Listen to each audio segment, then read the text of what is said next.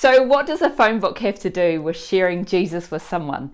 It reminded me of this story where I used exactly this, a phone book. Now, I was involved in something in Perth a number of years ago where there were some strong men that would break bricks and blow up hot water bottles and share the gospel using this kind of method.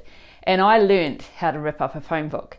So I decided to use that as one of my strategies one night when I went out to the streets of Perth.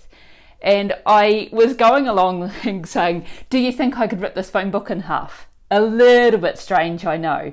But I managed to actually stop a guy who actually didn't care whether I could rip a phone book in half or not.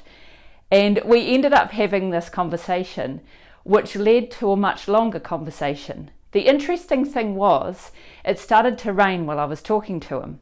So I asked him, do you want to go underneath the shop shelter? And he said, no, I don't. So I kind of hid the phone book underneath my clothes because it was starting to get quite wet and starting to rain quite heavy. And I remember just folding my arms over the top of it and carrying on talking. And he asked so many questions and wanted to know so much stuff. And at one point he asked me something, I think it was along the lines of to do with dinosaurs. And anyway, I just had to say to him, look, I'm sorry, but I don't know how to answer you.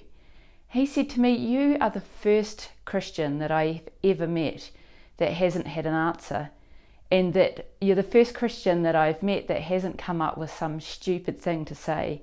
You're the first person that said they don't know. And I said, well, I want to apologise actually, because I feel like God was saying for me to start learning a little bit more about dinosaurs, but honestly, it's not something that I'm interested in. Anyway, that statement made so much impact on him. And after us standing in the rain for, I think it was probably about an hour, he said, you know, I believe what you say because you've been willing to stand in the rain and get wet to share with me something that you believe in. And you also haven't given me any stupid answers. Now, that all started with a phone book. And I'm going to see if I can rip this in half. I'll tell you a story about that in the next video.